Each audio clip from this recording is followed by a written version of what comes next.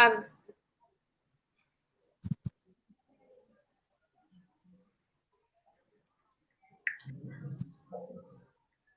वामा wellness centre for women की ओर से आज के वर्ल्ड मेंस्ट्रुअल हाइजीन डे पर आप सबको मैं आवकारती हूँ और ये आपसे कहना चाहूंगी कि इस लॉकडाउन के पीरियड में वामा वेलनेस सेंटर ने inspiring better health during lockdown की सीरीज की है, जिसमें हमने करीबन 12 सेमिनार हमारे वेब पे हो चुके हैं और ये 13वां सेमिनार है। आप सबको शायद ये मालूम नहीं होगा कि वर्ल्ड मेंस्ट्रुअल हाइजीन डे क्यों ये 28 मई को मनाया जाता है। आमतौर पे हमारा मासिक का चक्र जो होता है वो 28 दिन का एवरेज होता है और उसमें 5 दिन हमें मासिक आता है। इसलिए 28 तारीख और 5वां महीना ऐसा यूएन ने तय किया कि ये तारीख सही है मासिक स्वच्छता दिन मनाने के लिए। और ऐसा दिन मनाने की जरूरत क्यों पड़ी?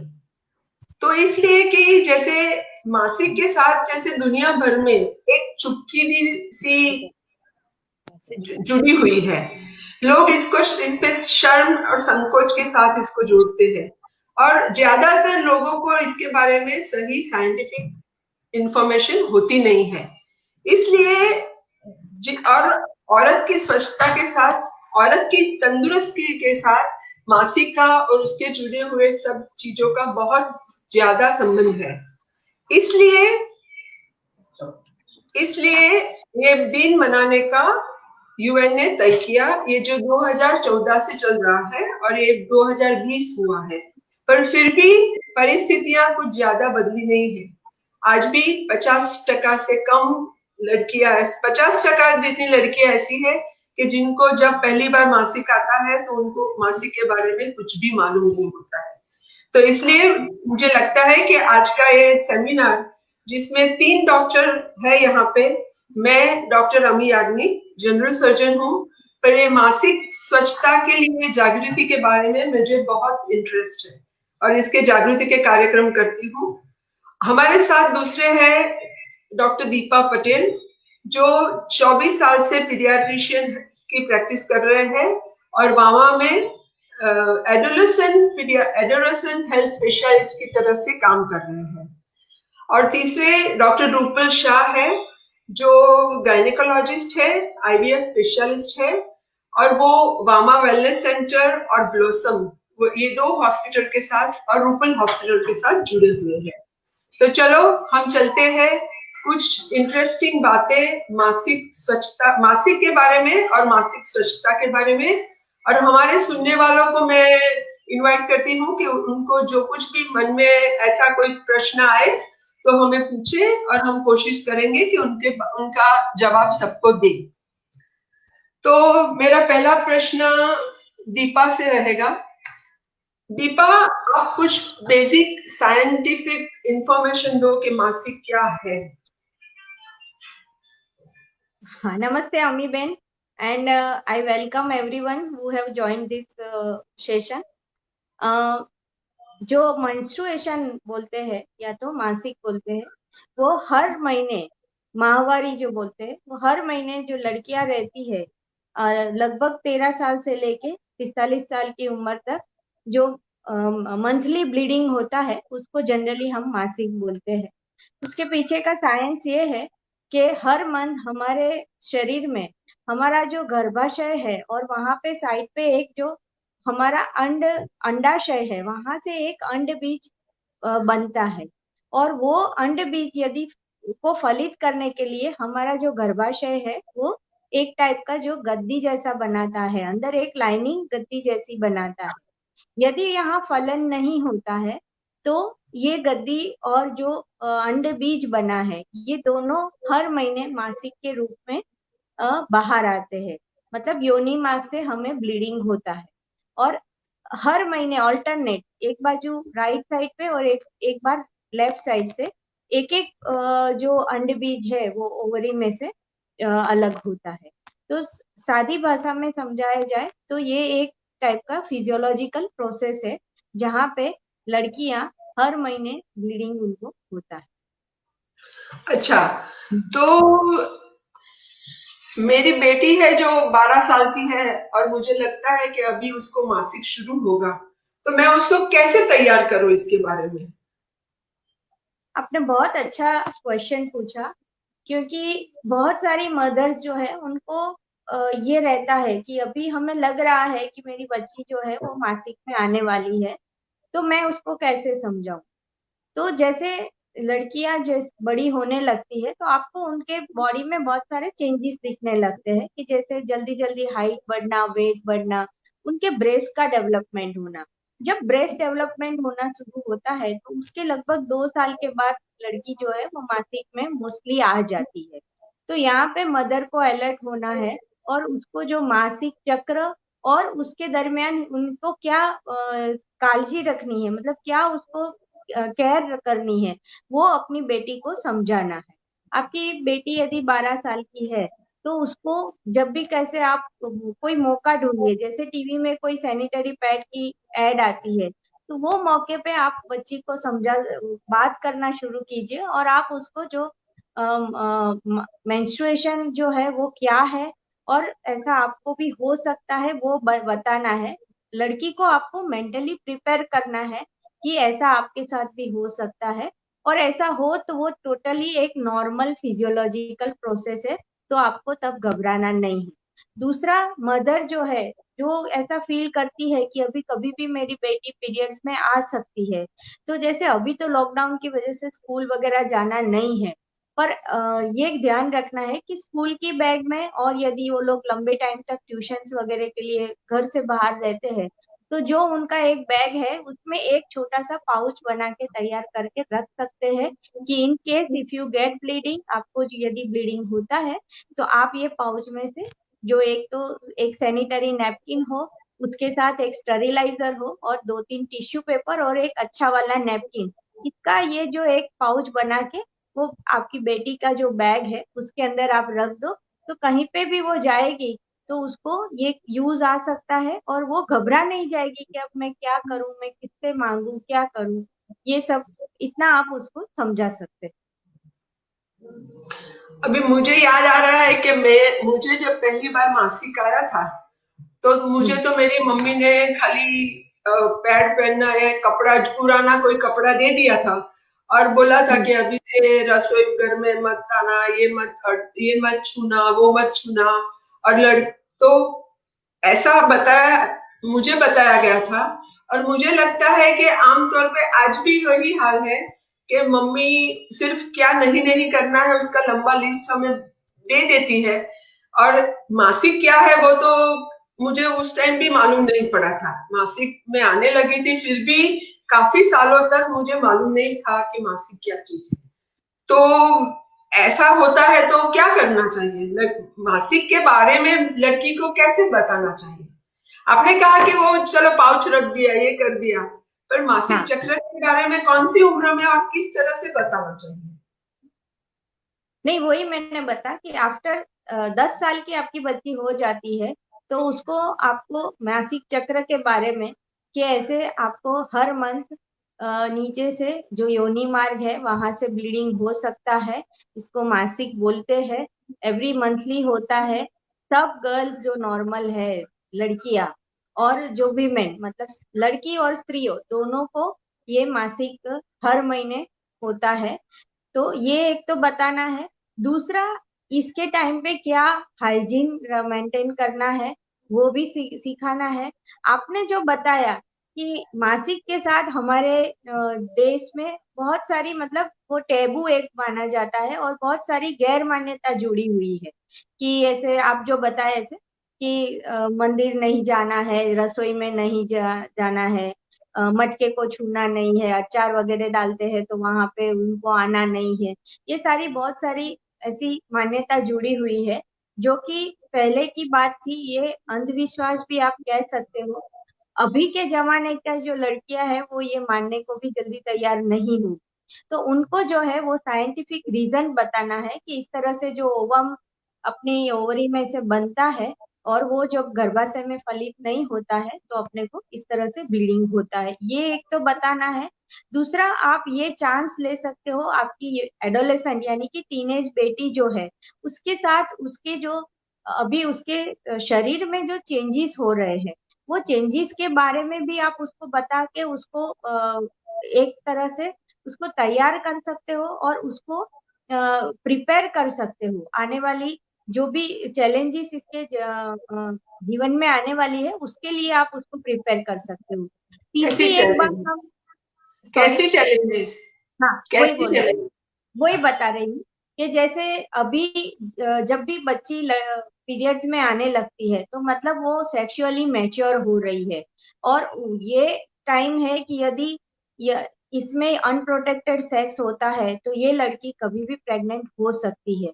तो मम्मी जो है वो उसको सीधा प्रेगनेंसी के बारे में तो नहीं बता पाएगी पर इतना जरूर बता सकती है कि आपको थोड़ी सी अभी अपने बॉडी के लिए भी जागरूक रहना है और वो काळजी मतलब उसके लिए केयर करना है। तीसरी कि कभी भी जैसे सेक्सुअल अब्यूज होता है तो क्या है वो गुड टच बैड टच क्या है, कोई आपको छूता है या कोई ऐसी जो अनवांटेड कोई डिमांड करता है तो आपको उसको लिए इसको मना करना है।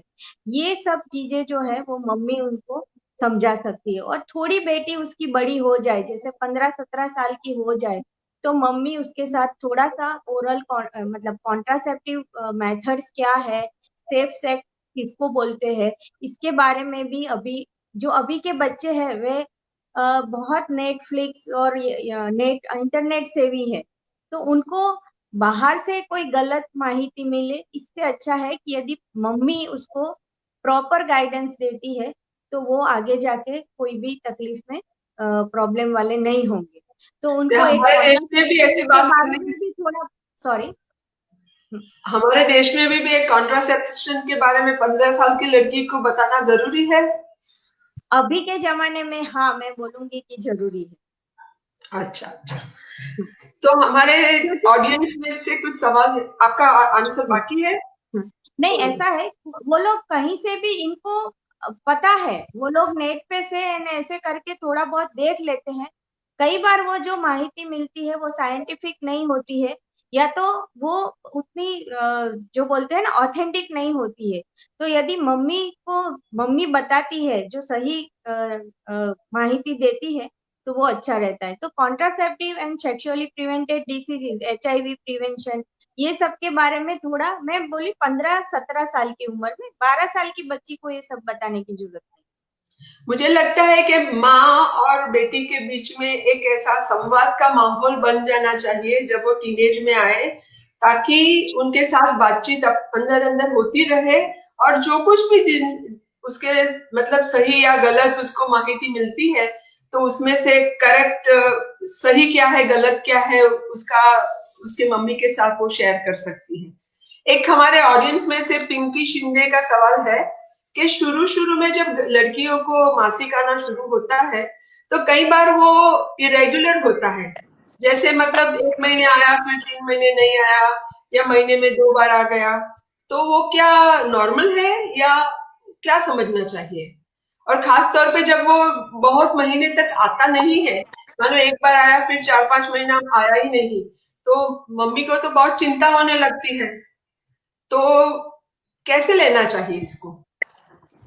नहीं, जो शुरुआत के लड़की के साइकिल्स रहते हैं वो अनओव्यूलेटरी रहते हैं यानी कि तब जो अंड बीज बनना चाहिए वो ओवरी में से बनता नहीं है और अभी जो शुरुआत ही हुई है पीरियड की तो उसकी वजह से जो हॉर्मोन्स है वो भी अभी बैलेंस नहीं हुए हैं। तो शुरुआत के 2 साल तक यदि थोड़े बहुत पीरियड्स इरेगुलर रहते हैं तो वो उसके लिए कोई मेडिसिन नहीं लो तो चलता है, पर उसके साथ ये भी है कि यदि कभी भी 3 महीने से ज्यादा आपको एक बार भी पीरियड्स नहीं आया, 3 महीने हो गए पीरियड्स नहीं आया है तो उसको हम नॉर्मल नहीं गिनते हैं। तो वहां पे आपको आपके डॉक्टर की सलाह अवश्य लेनी चाहिए। आप जैसे बोले कि 4-5 महीने तक नहीं आता है तो वो नॉर्मल थिंग नहीं है, उसके लिए जरूर आपको अपने डॉक्टर को बताना चाहिए। नॉर्मल मेंस्ट्रुअल साइकिल जो रहता है वो 21 से लेके 45 दिन के बीच में होना चाहिए।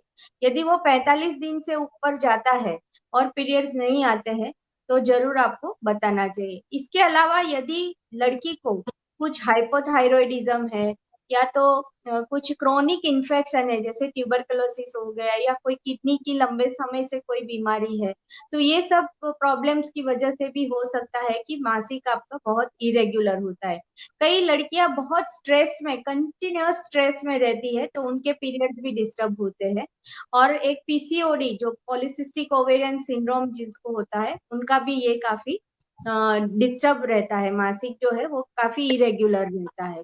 तो नॉर्मल है ऐसा करके छोड़ दे ऐसा नहीं। यदि वो 2-3 महीना, एक बार भी ऐसा है कि 3 महीने से ज्यादा पीरियड्स नहीं आया है तो एक बार तो आपको डॉक्टर को मिलके अवश्य उनकी सलाह लेनी। अच्छा, तो रूपल, डॉक्टर रूपल, मैं आपको पूछना चाहूंगी कि ये क्या क्या एबनॉर्मल है, वो तो बहुत सारा दीपा ने बताया, पर तो नॉर्मल पीरियड किसको समझे हम? जो नॉर्मल पीरियड होता है, पहले तो पीरियड क्या है वो सबको पता होना चाहिए कि पीरियड के लिए काफी सारे टैबूज है कि पीरियड आता है तो मंदिर में नहीं जा सकते हैं, पीरियड आता है तो आचार को हम हाथ नहीं लगा सकते हैं, हम स्नान नहीं कर सकते हैं। तो पीरियड भी एक, जैसे हम लोग बाथरूम जाते हैं, टॉयलेट जाते हैं, सो जाते हैं, हमको भूख लगती है, हम खाना खाते हैं, तो उस तरह से पीरियड भी एक हमारी कुदरती, जो शरीर की एक कुदरती प्रक्रिया है। तो दैहिक उसमें प्रक्रिया कहते हैं उसको। सॉरी, दैहिक, बायोलॉजिकल, दैहिक हमारी प्रक्रिया। दैहिक शारीरिक प्रक्रिया है। तो जो पीरियड, नॉर्मल पीरियड किसको गिना जाता है कि पीरियड अगर 21 से दिन से 35 दिन का साइकिल हो तो उसको नॉर्मल नॉर्मल पीरियड गिना जाता है। तो भी 25 दिन से जल्दी पीरियड आने लगे या आपको 40 डेज के ऊपर पीरियड आने लगे तो उसको हम एबनॉर्मल पीरियड गिन सकते हैं। और पीरियड क्यों आता है? पीरियड इसके लिए आता है कि जो हमारा शरीर में पीरियड के 12 से 16 डेज में ओवरीज में स्त्री बीज बनता है, जो प्रेगनेंसी के लिए जरूरी होता है। तो जब लड़की बड़ी होती है, पीरियड्स चालू होता है, तो शुरू के 1-2 साल में वो प्रक्रिया नहीं होती है बॉडी में। धीरे धीरे जब बॉडी के सब हार्मोन्स नॉर्मल होते हैं तो वो प्रक्रिया शुरू होती है, तो स्त्री बीज बनने लगता है बीजांड में यानी ओवरी में पीरियड के 12 से 16 डे पे। और बाद में उसके 14 डेज के बाद यानी ओव्यूलेशन के 14 डेज के बाद जब प्रेगनेंसी नहीं रुक पाती है तो तब यूट्रस की जो अंदर की लाइनिंग है वो ब्लीडिंग के साथ बाहर आती है, जो उसको हम नॉर्मल पीरियड गिनते हैं। पीरियड मैंने बोला उस तरह से 21 से 35-40 डेज का नॉर्मल गिनना चाहिए। उसी तरह से 5 डेज, 3 to 5 to 7 डेज तक पीरियड आना चाहिए। 7 डेज से ज्यादा पीरियड आता है या सिर्फ 1 या 2 डेज ही पीरियड आता है तो उसको एबनॉर्मल पीरियड गिना जाता है। साथ में बहुत सारे ब्लड क्लॉट्स हो, बहुत सारा खून जाए तो उसको भी एबनॉर्मल पीरियड गिना जाता है। तो कम पीरियड आता है उसको भी एब्डोमेन का कोई कोई ऐसा फरियाद करते हैं कोई पेशेंट्स कि मुझे बहुत काफी कम सारे, आता है? हाँ, काफी सारे पेशेंट्स ऐसी फरियाद भी करते हैं कि पीरियड कम आता है। तो जब भी पीरियड कम आता है तो उनकी मेन फरियाद ये रहती है कि देखो ना डॉक्टर साहब, मैं मोटी होने लगी हूँ, मारू पेड़ू फूली गયું છે, મને हाँ, પેટમાં मोटे મારું हो पेट वधी जाएंगे तो गયું ऐसा છે। लगता है। हाँ, हाँ, तो उनको शिकायत कम पीरियड से ज्यादा ये होती है कि कम पीरियड की वजह से आई एम गेनिंग वेट या मेरा स्टमक बड़ा होने लगा है, मोटा होने लगा है। तो पहले तो पीरियड कम आता है तो उसके लिए कम आता है कि अंदर की जो लाइनिंग है यूट्रस की, वो मैंने बताया उस तरह से वो शेड होती है, उसको पीरियड बोलते हैं। तो वो लाइनिंग अगर थीन बनेगी, पतली बनेगी तो पीरियड कम आएगा। तो उसका मतलब ऐसा नहीं है कि पीरियड कम आता है तो पेट में सब कुछ बिगाड़ रह जाता है, कचरा रह जाता है, इसके लिए पेट फूल जाता है और शरीर बड़ा हो जाता, मोटा हो जाता है, ऐसा नहीं होता है। तो पीरियड कम भी आता है और उसकी शिकायत भी रहती है। कई बार पीरियड कम आने का कारण नॉर्मली होता है, उसका कुछ रीजन ऐसे नहीं होता है। पर कई बार अंदर की लाइनिंग में कुछ प्रॉब्लम हो, पीरियड जो बनता है यूट्रस के एंडोमेट्रियल लाइनिंग में वो थीन बनती हो कोई इन्फेक्शन की वजह से या हार्मोनल चेंजेस की वजह से, तो भी पीरियड कम आता है।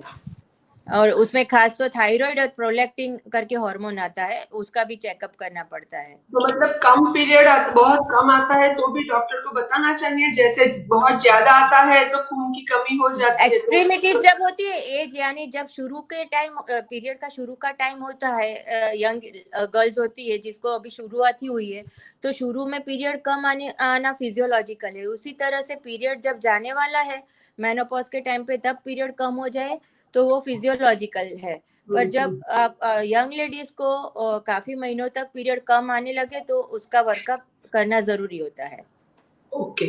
अभी एक अंजना राणा है हमारे ऑडियंस में, जिसका कहना है कि उसकी लड़की 25 साल की है, पर पीरियड के टाइम पे उसको बहुत ही पेट में दर्द होता है और वॉमिटिंग होती है, तो उसका क्या इलाज हो सकता है? रूपल, डॉक्टर रूपल, आप स्क्रीन से चली गई हो। अभी हूँ। हाँ, तो जो पीरियड, अंजना बेन का क्वेश्चन है कि पीरियड के टाइम पे बेटी को पीरियड के पहले वॉमिटिंग होती है और दूसरा क्या होता है, मैं स्क्रीन में नहीं थी।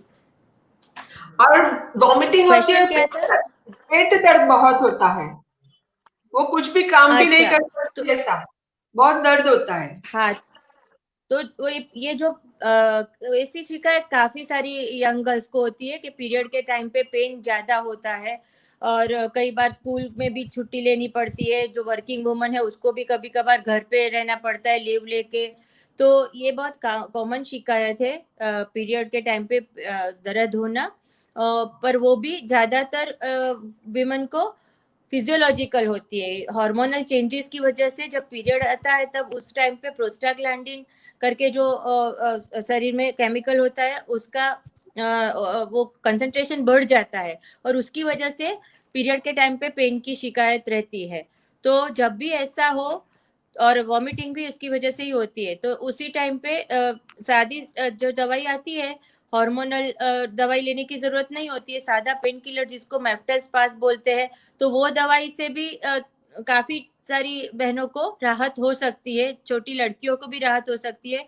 और वो हार्मोनल मेडिसिन नहीं है, तो उसको बेझिझक जितना डोज डॉक्टर ने बताया है उस तरह से लेना चाहिए। क्योंकि हम कई बार वो पेन किलर जब प्रिस्क्राइब करते हैं तो मम्मी बोलती है જ્યારે દુખાવો થતો હતો તો અમે અડધી ગોળી આપી દીધી।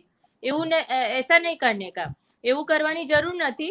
તમારે એક ટેબ્લેટ 3 વાર 8-8 કલાકે જ્યારે બી દરદ ચાલુ હોય ત્યારે ઘડિયાળને ટકોરે લઈ જ લેવાની, કે જેથી કરીને તમને પેન થાય જ નહીં। વાય ટુ સફર? तो वो जो पेन होगा वो 2 से 3 दिन ही रहने वाला है। ज्यादातर वुमन को तो फर्स्ट डे पे ही रहता है, तो पहले दिन पे या दूसरे दिन पे जब भी पेन हो तो वो पेन किलर आप ले सकते हो। अगर उससे अगर राहत नहीं होता है तो कभी कभार हमको हार्मोनल पिल्स पे भी पेशेंट को रखना पड़ता है। मुझे लगता है कि दर्द का ऐसा होता है, मेडिसिन में हम ऐसा पढ़ते हैं कि दर्द को शुरू से ही दबा दिया जाए तो अच्छा है। जब नहीं उसकी दवाई राइट टाइम पे अगर दवाई नहीं ली जाए तो दर्द की इंटेंसिटी इतनी ज्यादा बढ़ जाती है कि फिर जो दर्द की गोलियां होती है वो असर भी नहीं करती है। पर सबके दिल में जैसे ऐसा डर रहता है, आमतौर पे लोग मानते हैं कि दर्द की दवा से तो किडनी खराब हो जाती है, इसलिए लोग ये देना पसंद नहीं करते हैं। तो हमें और क्या कर सकते हैं, दवाई के बिना और कोई रास्ता नहीं है क्या? वैसे देखो, ऐसी कोई सब मिसबिलीफ है कि आप दवाई लोगे तो ये होगा वो होगा, डिसएडवांटेज होगा। अगर आप जो रूटीन जो प्रिस्क्राइब किया है वो योग्य डोज में दवाई लोगे तो कोई किडनी भी खराब नहीं होती है, और ऐसा कुछ होता नहीं है कि आपको कुछ परमानेंटली किसी ने दवा पे रखा है। तो 1-2 दिन दवा लेनी पड़े तो ले लेनी चाहिए, पर उससे अलावा आप नेचुरल उपाय भी ट्राई कर सकते हो। आप हॉट वाटर बैग से फर्मेंटेशन कर सकते हो। सेकंड थिंग कि आप दर्द होगा करके जितना डरोगे उतना दर्द ज्यादा होगा, तो आपको जो भी अच्छा लगता है वो काम में अपना ध्यान रखो। पॉजिटिव रहोगे तो भी दर्द थोड़ा तो कम होने ही वाला है। पर अगर जरूरत पड़े तो पेन किलर लेनी चाहिए, घबराना नहीं चाहिए। और वो पेन किलर भी कम डोज की ही होती है, ऐसा कोई उनका हाई डोज नहीं होता है। किसी किसी को ही दूसरी आइबुप्रोफेन और भारी पेन किलर की जरूरत पड़ती है। बर्थ कंट्रोल पिल्स जिसको बोलते हैं, जो 21 दिन वाला दवाई का कोर्स होता है, हार्मोनल पिल्स, वो भी कई बार 2-3 महीना हम दे देते हैं पेशेंट को, तो उनका पेन चला जाता है। क्योंकि पेन क्यों होता है? ओव्यूलेशन होता है, और उसके बाद में जो हार्मोनल चेंजेस होते हैं उससे शरीर में प्रोस्टाग्लैंडिन बढ़ता है। तो हम ओव्यूलेशन ही प्रिवेंट करें बर्थ कंट्रोल पिल्स देके, तो उससे भी कई सारी बहनों को फायदा होता है। और अभी की जो बर्थ कंट्रोल पिल्स होती है या हार्मोनल दवाइयाँ होती है, तो उसमें ऐसे हॉर्मोन्स है कि जो सेफ है, जो आपके शरीर को आप शॉर्ट टाइम के लिए लो तो नुकसान नहीं करते हैं। तो इस तरह दीपा, से आप ले सकते हो। दीपा आप कुछ और ऐड करना चाहोगे या दर्द के रिलीव हाँ, करने का और रास्ते? एक दो चीज, जो एडोलेसेंट गर्ल है जिनको ये डिस्मेनोरिया बोलते हैं, पेन बहुत होता है, वो यदि थोड़ा अपना ख्याल रखे, जैसे कि थोड़ा रेगुलर अपनी लाइफस्टाइल रखे, एक्सरसाइज रेगुलर करे। दूसरे बहुत सारे योगासन के आसन भी है, जो यदि वो करते हैं तो उससे भी पेन में काफी रिलीफ मिल जाता है। और जैसे कि पीरियड्स आने से पहले थोड़ा सा खाने पीने में ये ध्यान रख सकते हैं कि बहुत ज्यादा पीरियड्स के पहले बहुत ज्यादा नमक वाला, और जिससे आपके बॉडी में वाटर रिटेंशन ज्यादा हो, ऐसी चीजें थोड़ी कम खानी है। और अच्छा सा हेल्दी फूड खाते हो, और मेन तो आप फिजिकली एक्टिव रहते हो, और योगासन से ये पेन काफी हद तक आप कंट्रोल में कर सकते हो।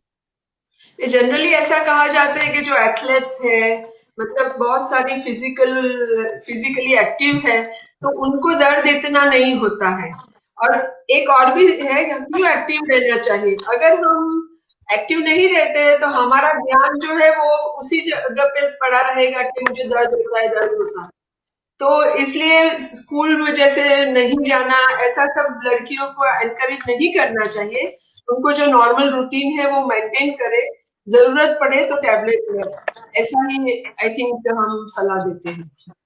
और दूसरी बात ये है, नॉर्मल जो पेन होता है उसकी हुई, पर जो यंग विमन है, जो रिप्रोडक्टिव एज ग्रुप की लेडीज है, तो उसको अगर ये दवाई से कंट्रोल ना हो पेन का, और बहुत तकलीफ भुगतनी पड़ती हो रही हो पीरियड्स के पेन की, तो उनकी सोनोग्राफी भी उनको करा लेनी चाहिए। क्योंकि कई बार ये पेन एंडोमेट्रियोसिस और चॉकलेट सिस्ट करके जो फीमेल में प्रॉब्लम होता है, तो उसकी वजह से भी हो सकता है। एंडोमेट्रियोसिस और चॉकलेट सिस्ट ऐसी तकलीफ है कि जो यूट्रस की वॉल थिक कर देती है।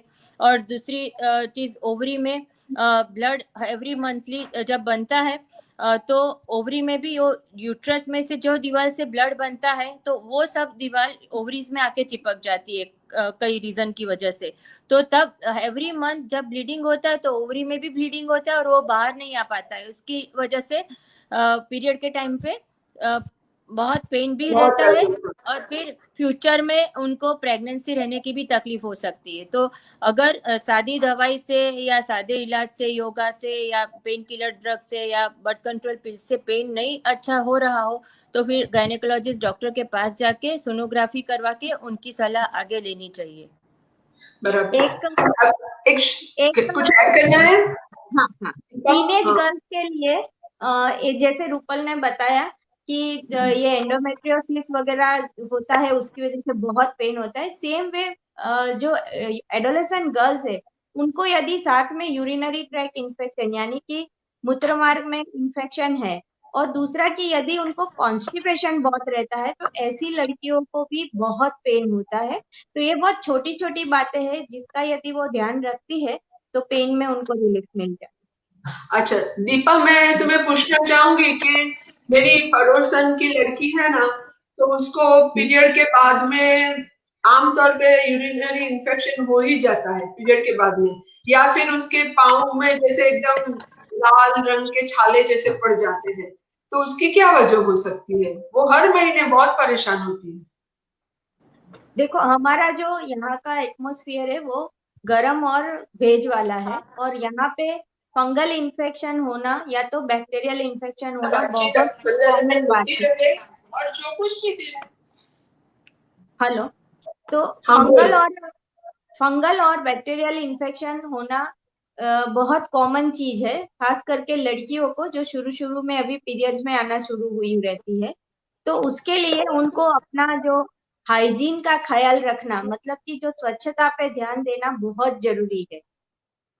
यदि वो लड़की लंबे टाइम तक अपना पैड चेंज नहीं कर रही है और नीचे की जगह गीली की गीली रहती है, तो सबसे कॉमनेस्ट चीज जो होती है वो फंगल इन्फेक्शन होता है, जिसकी वजह से वहां लाल हो जाता है, खुजली बहुत आती है, कई बार वहां पे दर्द भी होता है, और उसकी वजह से वहां पे सेकेंडरी, क्योंकि सब चीजें नजदीक नजदीक है, तो वहां पे उसको यूरिनरी ट्रैक इन्फेक्शन भी हो सकता है। तो ये नहीं हो उसके लिए उनको थोड़ा अपना जो है हाइजीन का ख्याल रखना पड़ेगा, कि जब भी पीरियड्स में आते हो और ऐसा जैसे गर्मी का मौसम है तो कम से कम 2 बार उनको स्नान करना है। हमेशा जब पैड चेंज करते हो उसके पहले और पैड चेंज करने के बाद अपने हाथ अच्छे से साबुन से उनको साफ करना है।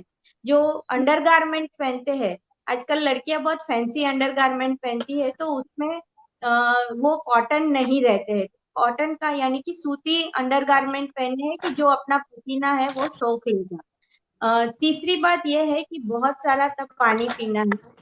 यदि उनको नीचे हेयर्स ज्यादा है, लंबे लंबे है, तो उसको ट्रिम करके जितना हो सके उतना छोटा कर देना है। और जब भी पेशाब करने के बाद या संडास जाने के बाद या तो पीरियड्स ये पेड चेंज करने के जाते हैं, तो उनको नीचे का भाग जो है वो अच्छे से पानी से साफ करके उसको टिश्यू पेपर से ड्राई करना है, और फिर ही पैड बदलना है।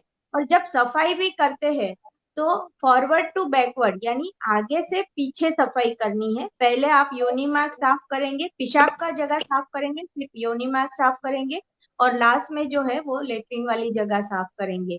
तो इतना है, वो मिनिमम केयर जो है वो उनको लेना है। और उसके बाद भी यदि उनको रेडनेस हो ही जाती है तो उनके डॉक्टर को दिखा के एक दो जो एंटी फंगल क्रीम वगैरह रहता है वो लगवा सकते हैं। ये जो सैनिटरी पैड होते हैं वो यूरिनरी इन्फेक्शन की वजह हो सकती है क्या? ऐसा किसी ने सवाल पूछा है, शालिनी हाँ, ने। जो हाँ, हो लड़की सकता है ऐसा, क्योंकि जो सैनिटरी पैड होते हैं तो उसकी बनावट में केमिकल्स भी यूज होते हैं और प्लास्टिक भी यूज होता है। तो जब भी पैड यूज होते हैं तो उसी जो पेशेंट उसको फ्रीक्वेंटली चेंज नहीं करती है, यानी ये 6-7 घंटे में फ्रीक्वेंटली चेंज करना। हाँ, तो फ्रीक्वेंटली चेंज नहीं हो तो वहां पे बेज लगता है, और बेज की वजह से जो ये केमिकल और प्लास्टिक होता है तो उसकी वजह से वहां पे फंगल और यूरिनरी इन्फेक्शन भी हो सकता है। तो मुझे ऐसे कहा जाता है कि अगर कम ज्यादा से ज्यादा 6 घंटे कोई पैड यूज कर सकता है, उससे ज्यादा नहीं, चाहे उसमें खून ज्यादा हो या नहीं हो। और उससे पहले भी कभी कभी पैड चेंज करना पड़ता है जब वो ज्यादा गीला हो गया है। तो कब पैड हाँ, चेंज करना चाहिए? 2 वजह, अगर ज्यादा गीला हो गया है, चाहे 2 घंटा 3 घंटे में भी ज्यादा खून निकला और गीला हो गया तो बदलना चाहिए। और ज्यादा से ज्यादा उसको 6 घंटे में तो बदलना ही चाहिए। ऐसा है तो यस। उसको इन्फेक्शन वगैरह रहने की संभावना कम होती है। पिंकी शिंदे का ये सवाल है कि शुरू में लड़कियों को 5 दिन का अगर पीरियड रहता है, मतलब छोटी लड़कियों को, तो उनको क्या कोई विटामिन या ऐसी सप्लीमेंट की जरूरत देनी है क्या? जरूरत होती है क्या विटामिन की सप्लीमेंट देने की? जो छोटी लड़कियां हैं और 5 दिन तो वैसे नॉर्मल ही माना जाता है, पर इन जनरल जो है शुरुआत में ये ग्रोइंग रहती है, उनका अभी ग्रोथ हो रहा है। 18 साल तक लड़की का जो है वो ग्रोथ चालू रहता है। ऊपर से पीरियड्स में ब्लड लॉस होता है, तो विटामिन तो नहीं, पर एटलीस्ट आयरन की टैबलेट है वो आप उसको दे सकते हैं। और वो जरूरी भी है कि उसकी वजह से आयरन और अच्छा रहेगा, एनीमिया नहीं रहेगा, तो ब्लीडिंग भी नहीं होगा, और ओवरऑल जो लड़की का ग्रोथ है वो एकदम अच्छे से होगा। हमारे देश में ऐसा कहा जाता है कि 70% टीनेज लड़कियां और 50% टीनेज लड़कों में भी एनीमिया है। तो उसके जो स्रोत है, खाने के स्रोत, उसके बारे में भी बता दो, क्योंकि खाना क्या देना चाहिए इस उम्र के लड़कों को, ये भी एक बहुत महत्व का सवाल है जो हेल्थ के लड़कियां लिए। पीरियड में आना शुरू होती है, टीनेज लड़कियां, तो ऐसा जो उनका जो है वो ग्रोथ का टाइम है, और ऊपर से जब पीरियड आना शुरू हो जाता है तो इनकी आयरन की रिक्वायरमेंट है वो काफी बढ़ जाती है। और आयन का जो अपना कुदरती स्रोत आप बोले तो जो हरी पत्ती वाली जो सब्जियां है, सब हमारी भाजी बोलते हैं, वो भाजी है। फिर हमारे जो खजूर है, ये अपना अंजीर, खजूर, फिर जो काली द्राक्ष आती है, तो ये सब चीजें हैं जिसमें आयन बहुत रहता है। बैंगन में भी बहुत अच्छा आयन रहता है। और एक हम जो बाजरी खाते हैं, बाजरी में आयन और कैल्शियम वो बहुत अच्छा माना जाता है। तो ये सब चीजें जब लड़कियां पीरियड्स में होने लगती है तो उनके जो डाइट है इसमें ये सब चीजें थोड़ी बढ़ा देनी है। दूसरा, ग्रोथ अच्छे से हो उसके लिए कैल्शियम भी काफी जरूरी है। कैल्शियम हमें जो दूध और दूध की जो बनावट है उसमें से मिल जाता है। दूध, दही, छाछ, पनीर, चीज, ये सब में से मिल जाता है। तो ये लड़कियों को रेगुलर आप 1 से 2 गिलास दूध भी देना चाहिए। और ओवरऑल ये लड़कियों की जो रिक्वायरमेंट है, कैलोरिक रिक्वायरमेंट है, वो 2200 से 2400 किलो कैलोरी रहती है, जो ऑलमोस्ट उसकी जो मम्मी है उसके इक्विवेलेंट, मतलब मम्मी जितना खाती है उतना वो लड़की को खाना चाहिए। तो वो कैसे हो सकता है कि यदि लड़की ब्रेकफास्ट, लंच और डिनर वो तीनों 3 मील अच्छे से खाए तो उनको ये प्रॉब्लम नहीं होती। हाँ, और एक एक दूसरा भी तरीका होता है कि अगर हम खाना लोहे के बर्तन में पकाते हैं तो भी हाँ। वो खाने में वो अंदर जाता है। और सरगवा जो होता है उसका सब, जैसे सरगवा की शींग, पत्ते, हम्म, फूल, सब कुछ में बहुत सारा कैल्शियम और आयरन दोनों होता है। दोनों रहता है। हाँ, यस। तो एक हमारा ये ऑडियंस में श्वेता है, उसका कहना है कि मेरे प्रॉपर्टी रखी हुई है और मुझे क्या होता है कि 2 दिन पीरियड के 2 दिन पहले जैसे ब्राउनिश क्लॉट जैसे निकलते हैं, फिर 2 दिन कुछ भी नहीं आता है और फिर जैसे बहुत ब्लीडिंग आना शुरू हो जाता है। तो ये क्या नॉर्मल है या मुझे क्या करना चाहिए? अगर कॉपर थोड़ा 1-2 दिन स्पॉटिंग होके फिर बंद हो जाता है और फिर नॉर्मल पीरियड शुरू होता है तो उसका कुछ नहीं करना चाहिए, दैट इज नॉर्मल थिंग। पर अगर किसी किसी पेशेंट को कॉपर्टी के साथ 8-8 10-10 दिन प्री मेंस्ट्रुअल स्पॉटिंग जिसको बोलते हैं वो चालू रहता है और बाद में हैवी ब्लीडिंग भी फ्लो शुरू हो जाता है, तो ऐसे केस में 2-3 महीना हार्मोनल ट्रीटमेंट उसके साथ करने से ये प्रॉब्लम सॉल्व हो सकता है। पर अगर बहुत ज्यादा ये तकलीफ चालू की चालू रहे तो कभी कभार प्रॉपर्टी निकालनी पड़ती है अगर उसको ये परेशान कर रही हो ये तकलीफ। अच्छा, अच्छा। ये रूपल मैं आपसे पूछूंगी कि किसी को भी ये पीरियड इरेगुलर आते हैं, जैसे कभी 15 दिन में आए, 20 दिन में आए, चाहे माने हमें पता ही नहीं चलता कि हमें कब पीरियड आएगा, तो हम्म। ऐसा क्यों होता है? किसी को भी पीरियड इरेगुलर क्यों होने चाहिए? पीरियड इरेग्युलर यानी 2 तरह के पीरियड इरेग्युलरिटी है, एक तो जल्दी पीरियड आता है और दूसरा लेट पीरियड आता है। अगर जल्दी जल्दी पीरियड आता है तो मोस्टली तो उसमें हार्मोनल इम्बैलेंस का ही रीजन हो सकता है, पर it depends upon age of the patient also. छोटी ओके। बच्ची है, अभी हार्मोनल जो एक्सिस है वो बराबर नहीं बनी है तो जल्दी जल्दी पीरियड आता है, किसी को लेट पीरियड आता है। तो अगर 2-3 साइकिल ऐसा खराब जाए तो फिर उसको डॉक्टर को के पास ले जाना चाहिए और उसकी हार्मोनल या नॉन हार्मोनल ट्रीटमेंट जरूरी है वो करानी चाहिए। इस तरह से जब पीरियड जाने वाला हो तब हार्मोनल इरेग्युलरिटी की वजह से भी पीरियड ऐसे अर्ली आ सकता है, लेट आ सकता है।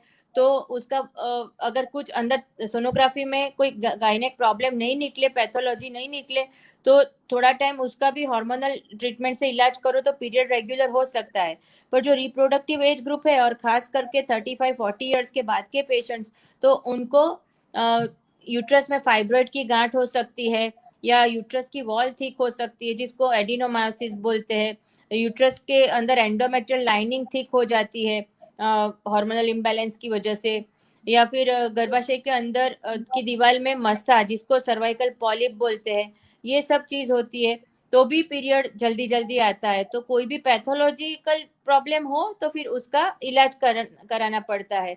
छोटी छोटी गांठ हो तो फिर दवाई से काम हो जाता है, भले गांठ ऐसे घुलती नहीं है, वो मेल्ट नहीं होती है, पर तो भी बहुत छोटी गांठ हो तो फिर मेडिसिन से आपको पीरियड का प्रॉब्लम तो सॉल्व थोड़े हो टाइम के सकता लिए हो जाएगा।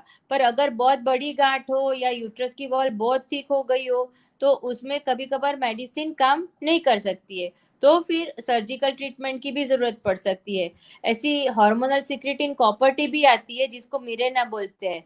तो कई बार अगर किसी पेशेंट को हार्मोनल टेबलेट्स रेगुलर लेने में प्रॉब्लम है या भूल जाती है, तो हम ये और गर्भाशय के अंदर की लाइनिंग जिसकी थिक हो गई हो, तो उसको हम डीएनसी करके मिरेना भी रख सकते हैं, तो उससे भी उसका पीरियड काफी हद तक रेगुलर आने लगता है और कंट्रोल हो जाता है। अच्छा, शालिनी का सवाल ये है, जिसने यूरिनरी इन्फेक्शन के बारे में पूछा था, उसका ये कहना है कि यूरिनरी इन्फेक्शन नहीं हो ऐसे कोई और ऑल्टरनेटिव है क्या हमारे पास?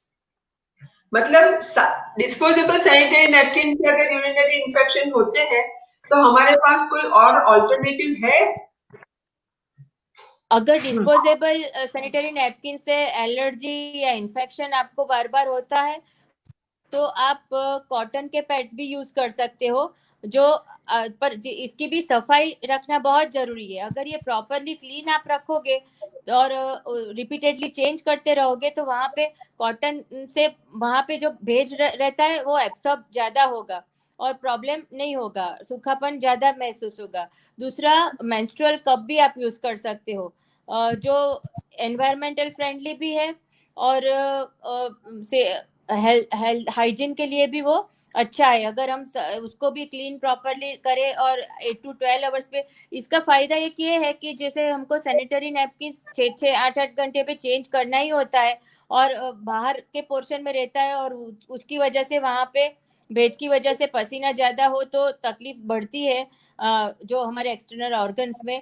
तो मेंस्ट्रुअल कप शरीर के अंदर चला जाता है, तो फिर बाहर का जो तकलीफ जो रहती है, चिप चिप जो भीगा हो जाता है या पसीना वहां पे ज्यादा होता है, तो वो सब तकलीफ वहां पे नहीं रहती है।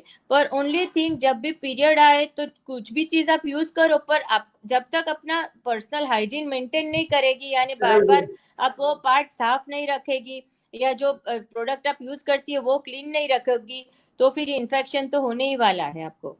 बराबर। दीपा, मेरा सवाल आपसे है, क्या ये मासिक के बारे में लड़कों को जानना जरूरी है क्या? हाँ, लड़के को भी ये सब चीजें पता होनी चाहिए, क्योंकि मोस्ट ऑफ द अभी जो बच्चे हैं वो कोएड स्कूल में पढ़ते हैं, मतलब दोनों जो है वो साथ, लड़का लड़की साथ में पढ़ते हैं। और यहाँ पे जो टीनेज गर्ल्स है, कई बार ऐसे इंसिडेंट्स होते हैं कि वो फर्स्ट टाइम जो है वो स्कूल में ही पीरियड्स में आती है। तो यहाँ पे लड़के को जो है वो पता होना चाहिए। दूसरा, जो लड़का बड़ा होगा और उसकी वाइफ को कुछ प्रॉब्लम होगा कि पीरियड्स रिलेटेड, तो इसको, लड़के को यदि ये सब बारे में थोड़ा बहुत भी जो प्राइमरी जानकारी होगी, तो वो अपनी वाइफ का जो प्रॉब्लम है वो समझ पाएगा, और उसके हिसाब से वो जो साइंटिफिक स्टेप लेने चाहिए वो लेंगे। मतलब यदि लड़के को पीरियड्स के बारे में पता है, तो वो चाहे वो अपनी बहन हो, उसकी वाइफ हो या उसकी मम्मी हो, उसकी तकलीफ समझ पाएगा और उनको हेल्पफुल हो पाएगा ना। और कई बार ऐसा भी होता है, लड़के जब छोटे, मतलब टीनेज लड़के हैं, वो लड़कियों की मजाक उड़ाते हैं, उनके बारे में काफी गलत टीका करते हैं पीरियड्स में, यदि कुछ स्ट्रेनिंग वगैरह हो गया तो ये जो है एक वो, यदि उनको ये साइंटिफिक सब चीजें पता है, तो वो इसके बारे में थोड़ा एम्पैथेटिक होंगे, मतलब उनकी जो तकलीफ है लड़कियों की वो समझ पाएंगे। तो मेरे हिसाब से जितना हम हमारी लड़कियों को बताते हैं, उतना ही यदि हमारे घर में टीनेज लड़के हैं तो उनको भी ये सब चीजों के बारे में बताना चाहिए, और उनको कहना चाहिए कि तब ये लड़कियों को ऐसी थोड़ी छोटी मोटी तकलीफ होती है, तो आप उनको मदद रूप हो, कुछ भी करके जैसे उनको हेल्पफुल हो सकते हो।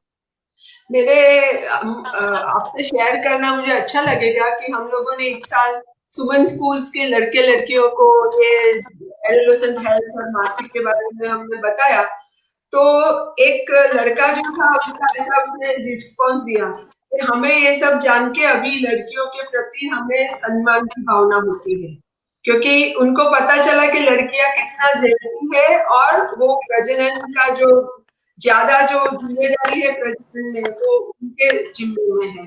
तो उन्होंने कहा कि अब हम मतलब उनके साथ मान से देखेंगे। और दूसरा ऐसा भी अनुभव हुआ कि जब ये लड़कों ने जाना और तो अपने दूसरे फ्रेंड्स से शेयर किया, तो पहले वो लोग उसकी बहुत मजाक करते थे, और फिर बाद में जब उन्होंने धीरे धीरे समझाया कि हमें ये सब जानकारी मिली, ये मिली, तो फिर सबको इतना इंटरेस्ट हुआ उसमें जानने में कि हाँ, हमें ये सब जानना ही चाहिए। हम आपको मजाक करते थे, वो बात सही नहीं थी। तो एक ऐसा माहौल जब बनता है तो धीरे धीरे करके समाज में जो इसके बारे में गैर मान्यताएं हैं वो काफी दूर हो सकती है। एक दूसरा क्वेश्चन है कि मैं 39 इयर्स की हूँ और मेरे पीरियड इरेगुलर है और लास्ट 2 मंथ से तो आए ही नहीं है, तो अभी मुझे क्या करना है? रूपल, डॉक्टर रूपल। पहले तो आप, हाँ, मैं वही, वो बैंक का मुझे फैमिली प्लानिंग का स्टेटस पता नहीं है कि उन्होंने बर्थ कंट्रोल के लिए कुछ प्रॉपर्टी रखवाई है या फैमिली प्लानिंग की सर्जरी हो गई है कि नहीं, क्योंकि 39 इयर्स वो ट्रांजिशन एज है। तो कई बार हमको ऐसा लगता है कि अब ये मेनोपॉज आने वाला है तो पीरियड वैसे ही डिले होने लगे। तो अगर अपने बर्थ कंट्रोल का कोई मेजर यूज नहीं कर रहे हो तो कभी ऐसा प्रॉब्लम भी हो सकता है कि आप प्रेग्नेंट हो और आपको पता नहीं हो। तो अगर 2-3 महीने से पीरियड नहीं आया है और आप कभी कोई भी बर्थ कंट्रोल का जो साधन हो वो यूज नहीं करते हो या आपका फैमिली प्लानिंग का सर्जरी नहीं हुआ है, तो फिर आपको डॉक्टर के पास जाके या घर पे यूरिन टेस्ट करा लेनी चाहिए कि आप प्रेग्नेंट तो नहीं हो ना। अगर प्रेगनेंसी नहीं है, ज्यादातर प्रेगनेंसी नहीं होगी, वो पेरीमेनोपॉजल एज है, इसकी वजह से हार्मोनल इम्बैलेंस की वजह से शायद चढ़ा होगा, तो फिर आपको डॉक्टर के पास जाना चाहिए। डॉक्टर चेकअप करेंगे, जरूरत लगेगी तो आपके हार्मोन्स के जो चेक कराने हैं वो हार्मोन्स के ब्लड टेस्ट भी करा लेंगे। कभी कभार किसी के का थायराइड में भी कोई प्रॉब्लम आए तो भी पीरियड डिले या अर्ली हो सकता है, तो वो सब चीजें भी फिर वो चेक हो जाएगी आपकी। हमें हमें जब मेडिसिन में ऐसा पढ़ाया जाता है कि एवरी गर्ल, मतलब प्रजनन काल में हुई हर औरत प्रेग्नेंट है, मतलब एवरी वुमन फ्रॉम 15 to 45 या 50 years age is pregnant unless proved otherwise. मतलब हर औरत को ऐसे ही मान के चलना चाहिए कि वो प्रेग्नेंट है, बराबर। तो जब चाहे पीरियड और चढ़ ऐसा जाए तो तब। देखा गया है कि 45-50 साल की भी औरत, जैसे कहा ना कि अभी तो मेनोपॉज आ गया और वो केयरफुल नहीं रहते हैं और प्रेगनेंसी रह जाती है, तो ये बहुत ऐसी ही तो कितनी आती है साल में, 5-7 साल में 5 to 7 ladies are coming with pregnancy who are 45 plus, ऐसे आ ही हाँ जाते हैं। आते हैं। वही तो, इसलिए अगर बच्चा नहीं चाहिए उस उम्र में तो कॉन्ट्रासेप्शन का ध्यान रखना बहुत जरूरी है, बराबर। अभी एक मोनिका है, उसका क्वेश्चन है कि पीरियड 2 दिन आता है, फिर 2-3 दिन स्पॉटिंग होता है, और पीरियड के टाइम पे और बिफोर पहले भी बहुत सारा मूड स्विंग होता है, तो क्या ये नॉर्मल है? मतलब एक तो स्पॉटिंग होता है, कम पीरियड, कम दिन आता है, और बहुत मूड स्विंग होता है। उसने अपनी एज नहीं बताई है, तो ऐसा उसका क्वेश्चन है। बराबर। पीरियड 2 दिन अगर बराबर आए और बाद में 2-3 दिन स्पॉटिंग हो तो कोई वरी करने जैसा नहीं है। पीरियड रेगुलर आना चाहिए, महीने महीने पे आता है, 2 दिन फ्लो बराबर रहता है और 2-3 दिन स्पॉटिंग होता है तो उसका कुछ प्रॉब्लम नहीं है।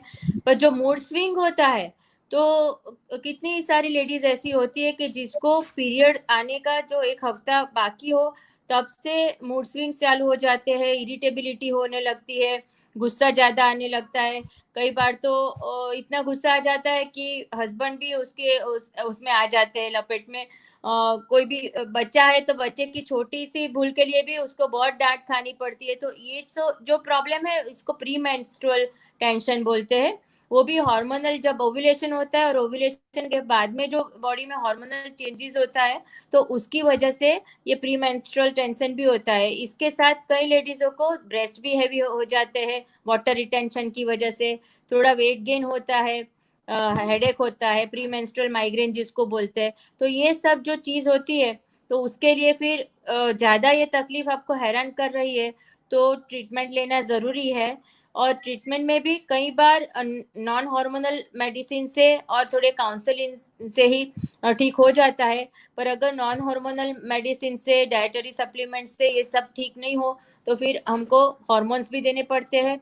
और कई बार हार्मोन्स से भी ये जो गुस्सा या इरिटेबिलिटी या मूड स्विंग्स में फर्क नहीं आए तो हमको साइकोलॉजिस्ट की और साइकेट्रिस्ट की हेल्प भी लेनी पड़ती है, क्योंकि मैंने मेरे उस प्रैक्टिस में 2 ऐसे केसेस देखे हैं कि प्री मेंस्ट्रुअल टेंशन की वजह से सुसाइड तक बात पहुंच गई थी, तो उसको इग्नोर नहीं करना चाहिए। बराबर। दीपा, मेरी सामने पड़ोस में एक रहती है ना लड़की, तो करीबन 15 साल की है, उसको पीरियड आना शुरू हो गया है, पर उसके जैसे मुंह पे और दाढ़ी पे भी थोड़े थोड़े बाल दिखते रहते हैं और थोड़ी मोटी है, तो उसको स्कूल में बहुत चिढ़ाते हैं लोग, तो वो जाना ही नहीं चाहती है और बहुत डिप्रेस रहती है। तो क्या करे अभी, ऐसा क्यों होता होगा उसको? आपने जो ये सब बताया कि उसको पीरियड्स आ रहने के बाद दाढ़ी पे और मूंछ पे बाल आने लगे हैं, पिंपल्स ज्यादा होने लगे हैं, मोटापन भी होने लगा है, ये सब चीजें जो है वो पॉलीसिस्टिक ओवेरियन सिंड्रोम जो बोलते हैं उसकी सब निशानी है। इसमें आपको उनको पूछना चाहिए। मोस्ट ऑफ द टाइम यहाँ पे जो इनके पीरियड्स है वो इरेग्युलर भी हो जाते हैं, मतलब 2-3 महीने में एक बार आए ऐसा भी उनको होता है। तो ये जो सब सिम्टम्स आप बता रहे हैं, नॉर्मल जो लड़की पीरियड्स में आना शुरू होती है तो उनको ऐसे दाढ़ी मूंछ के बाल ये खील होना मतलब पिंपल्स होना ऐसा नहीं होता है। और जो पीसीओडी है उसमें मोस्ट ऑफ द टाइम जो है वो ओबीज गर्ल्स है जिसको बोलते हैं, जिनका वजन ज्यादा है, उनको 80% लड़कियों जो रहती है उनको ये प्रॉब्लम हो सकती है। दूसरा कि पीसीओडी का जो रीजन है वो अभी तक नहीं पाया गया है कि कोई एक रीजन की वजह से नहीं होता है, उसके बहुत सारे रीजन है। एक तो जीनेटिक यानी कि यदि मम्मी को है तो लड़कियों को आता है।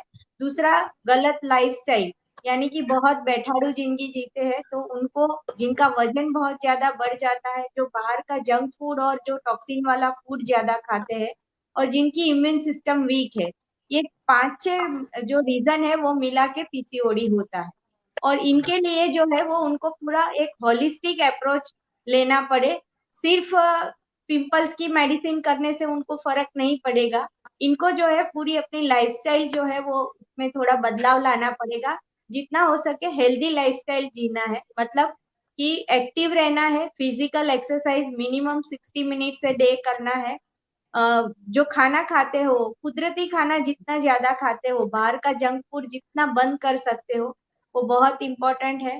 तीसरा कि इनके जो यदि पीरियड्स रेगुलर इरेगुलर रहते हैं मोस्ट ऑफ द टाइम, तो इनको हार्मोनल ट्रीटमेंट देना बहुत जरूरी हो जाता है, क्योंकि इनमें जो है वो जो मेल हार्मोन टेस्टोस्टेरोन है वो बढ़ने लगते हैं। ईस्ट्रोजन और उसके रिलेटेड जो हार्मोन्स रहते हैं वो कम होने लगते हैं।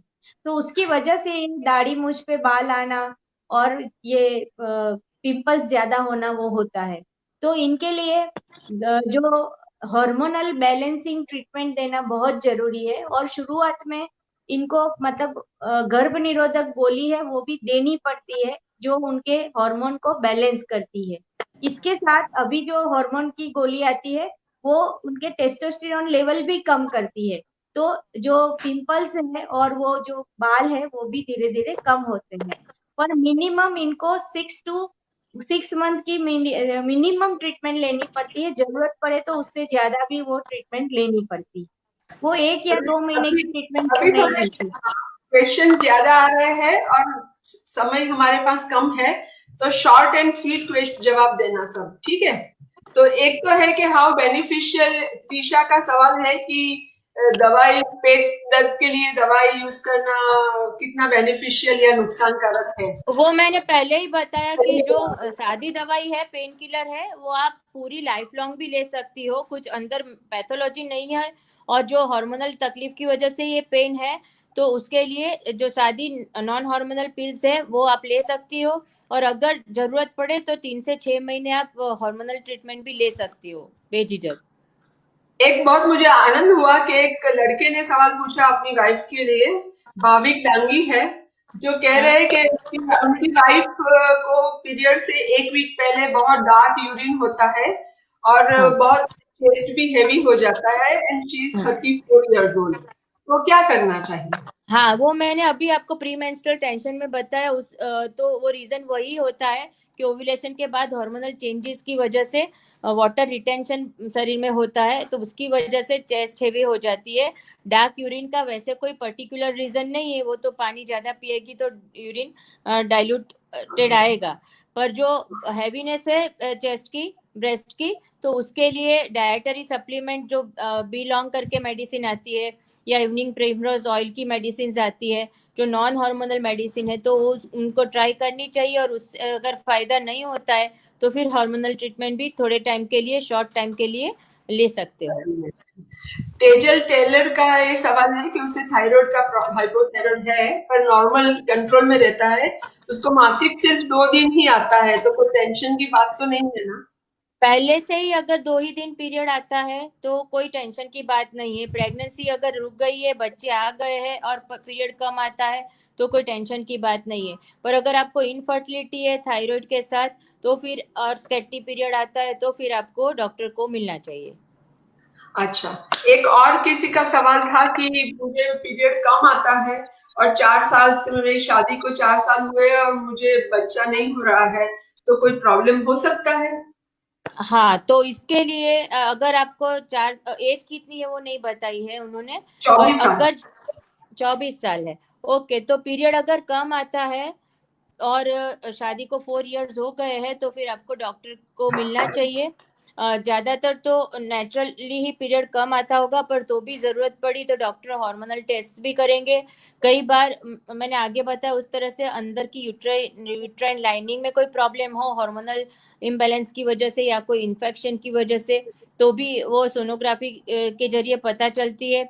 और अगर कई बार यूट्रस में अंदर इन्फेक्शन की वजह से एडेशंस हो जाते हैं, तो जो एंडोमेट्रियल लाइनिंग है वो चिपक जाती है और उसकी वजह से पीरियड कम आता है, कई बार पीरियड बंद हो जाता है और प्रेगनेंसी रुकने में भी तकलीफ होती है। तो डॉक्टर के पास जाके वो सब आपको वर्कअप कराना चाहिए। दूरबीन से टेस्ट जिसको हम हिस्ट्रोस्कोपी बोलते हैं, कोई केस में किसी पेशेंट को वो भी करना जरूरी होता है। मुझे लगता है कि आमतौर पे समाज में क्या होता है कि मासिक के रिलेटेड जो कोई भी प्रश्न होते हैं औरत को, तो वो बहुत जल्दी डॉक्टर के पास दिखाने नहीं आते हैं। क्या ऐसा ऐसा आपने अनुभव किया है? नहीं, मतलब अभी तो ऐसा अभी अभी ऐसा नहीं है। अभी people are very much Google से भी, नेट से भी, वो सब पहले तो वो अपना जो प्रॉब्लम है ना उसका डायग्नोसिस कर ही लेते हैं। और उनको ऐसी जरूरत पड़ती है कि डॉक्टर के पास जाके बराबर समझ के आए। कई बार वो डायग्नोसिस अपने आप ही करके आते हैं कि मुझे ऐसा लगता है कि मुझे ये है। तो गूगल तो डॉक्टर अवेयरनेस। सही है क्या? गूगल हाँ, डॉक्टर के पास जाना सही है क्या? गूगल डॉक्टर पे जाना जरूरी नहीं है, पर गूगल बहुत कुछ उनको सही गलत सिखा देता है, पर उसकी वजह से वो लोग जल्दी आने लगे अभी डॉक्टर के चलो पास। ठीक है। एक भाविक डांगी का दूसरा सवाल है कि ड्यू टू, मतलब कि कई बार हम धार्मिक प्रसंग की वजह से या घर में शादी है, पूजा है, ऐसा करके पीरियड आगे पीछे करने के लिए हार्मोनल टैबलेट्स लेते हैं, और हमारे यहाँ तो ओवर द काउंटर भी मिल जाती है तो लोग ले लेते हैं ऐसे। तो क्या ये सही है? ऐसा करना न- अच्छा है? नहीं, बिल्कुल गलत है। अगर आप साल में एक आध बार, 2-3 साल में 1-2 बार ऐसा सहारा ले सकते हो पिल्स का पीरियड डिले करने के लिए। पर कई बार कई पेशेंट को ऐसा है कि वो पीरियड अपने टाइम पे ही लाते हैं, यानी वो जो साइकिल रूटीन होता है वो पूरा डिस्टर्ब हो जाता है। वो हर एक महीने में कई बार शादी है, फिर एक बार उनको यात्रा जाना है, एक बार उनको कुछ डिलीवरी आई है, कुछ सोशल फंक्शन है करके पीरियड की दवाई लेते ही रहते हैं। तो जो वो ऐसे हार्मोनल पिल्स लेते रहते हैं तो पीरियड का जो हार्मोनल बॉडी में जो साइकिल है वो पूरा डिस्टर्ब हो जाता है। और कई बार फिर पीरियड इरेग्युलर हो जाता है, प्रेगनेंसी रुकने में भी उसमें तकलीफ हो सकती है। तो ये लेना बिल्कुल सही बात नहीं है, बार बार लेना। साल भर में 2-3 साल में आप एक आध बार लो तो बराबर है।